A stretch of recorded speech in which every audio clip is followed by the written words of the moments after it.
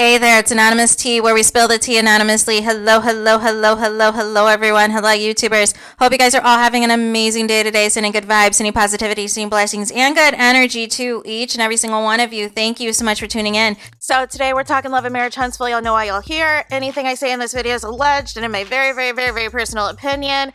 This is for entertainment purposes only. None of this is personal, you guys. So we need to talk about this interview that Carlos King uploaded on his platform, because as of now, the chaos and disaster that was last night when Gucci exposed him is still nowhere to be found, right? So I've got some things, some additional things on that in a separate video. But nonetheless, in this particular video, you guys, I was skipping through this interview because there was a lot of dragging in the comments. But my frustration with Carlos is that he is too visible now. He is way too visible and way too involved with these cast members to the point that it's exhausting. And it's like he tries to set up everything to make these cast members answer questions the way he wants them to, and then he likes to insert himself. Like for instance, even at the very beginning, right off the rip, it's like Carlos King is like, well, I thought I was the biggest diva until, I met Marceau. And Marceau, once the show got greenlit or whatever, because he wanted to, and I don't know if he was trying to throw be shady with Mel, because at this point I just think everything's shade as it pertains to Carlos King. Like, he talked about how, the show was supposed to be something else, about how it's supposed to be about home improvement and this and that, and how, they changed the show to focus on the couples, and that it was brought back to Carlos King. It was someone else that told Carlos King the show should be called Love and Marriage. And then he threw shade at Marceau because he said Marceau was being a diva, saying that sent him an email from an AOL account. What's wrong with AOL, Carlos? Seriously? So nonetheless, emailed him from an AOL account basically saying, I don't know if this is a good idea. I was sold on this being a home improvement show, da-da-da-da-da. And, I'm not really good with love and marriage. We know Marceau. We absolutely know.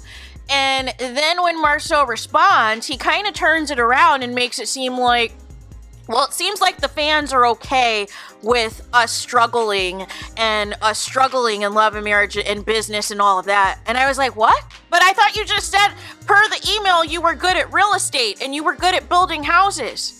So I'm trying to figure out what struggle they're portraying on TV exactly, because you make it seem like on TV that all these homes, Scott Manor, everything is progressing along, everything's successful, except for when you guys blame the fans for things.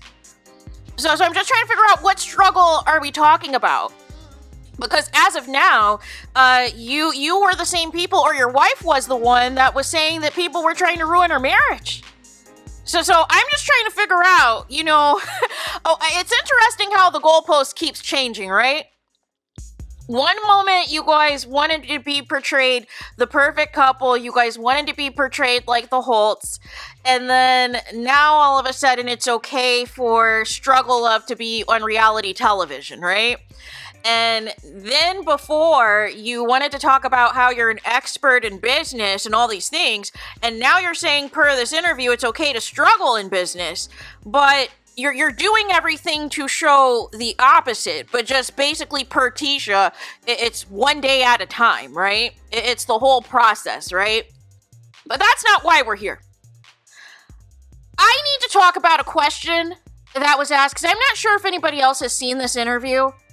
That's not, because I'm sure the people, like, per the comments, I'm sure, like, the supporters of TISHA and the Scotts and everything else, I could tell who was seeing, the interviews compared to others, who was seeing certain things.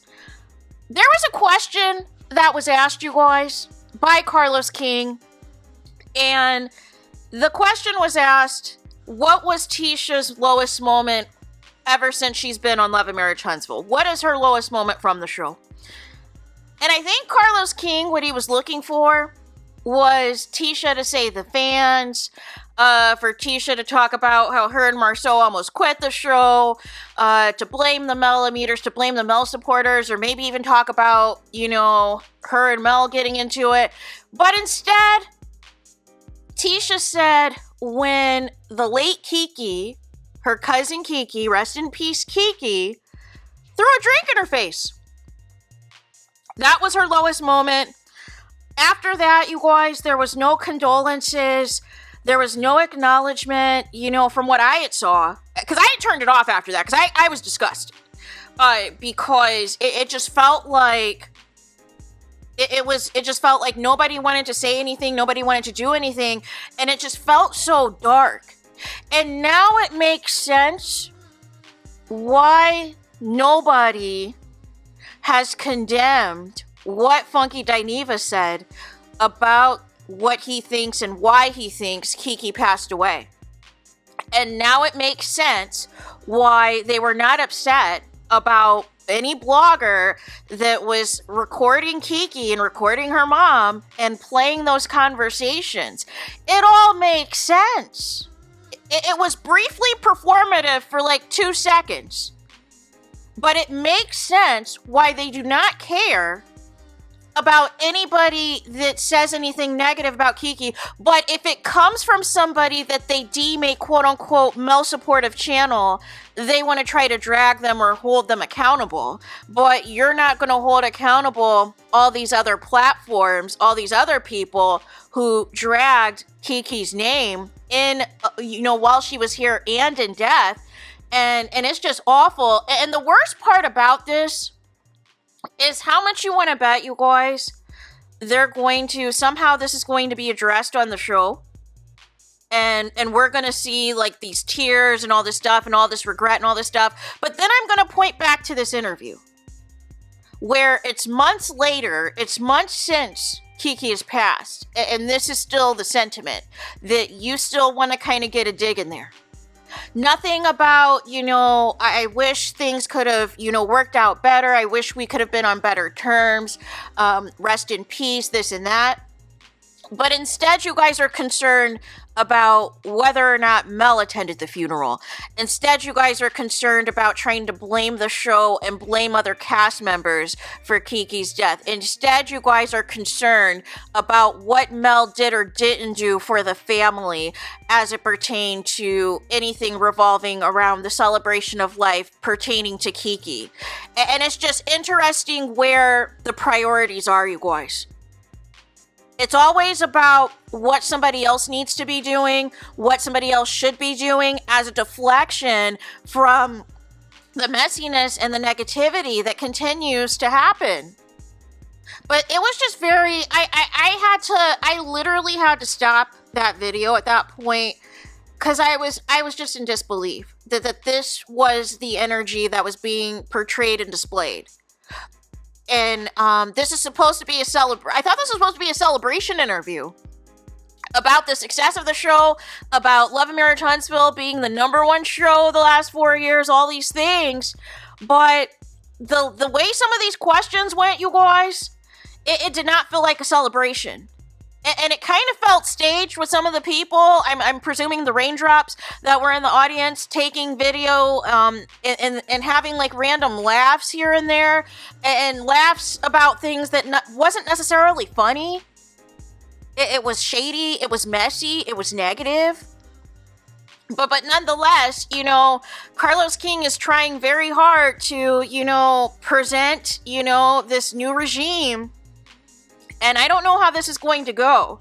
Because if you're trying to have Kimmy and Maurice at the forefront of just being nasty to people, and then you're going to have Marceau replace Martel as the main guy of the show, and Marceau already seems to be trying to be nice with Mel or play nice with Mel, but that's obviously going to be a conflict with TISHA because obviously it doesn't matter what Martel has ever said or done to Mel. TISHA doesn't care and will always defend Martel no matter what. And even if they're briefly mad at Martel in a scene, they're still going to defend him over Mel. And by that I mean Maurice, Kimmy, and Tisha. Marceau's the only one who seemed to bought a clue that something is not right and something's not adding up with Martel. I just wish it was sooner. But if it was sooner, that would have had to have meant that you would have had to been a better friend to Mel and let her know her husband never stopped cheating on her. Or let her know when her husband started cheating in the first place. But nonetheless, that's neither here nor there. So there's that. Let me know your guys' thoughts in the comments. Please do not forget to like, comment, and subscribe. Hit the notification bell so you're notified the moment I post new content on my channel. And with that being said, I'll talk to you guys again very soon.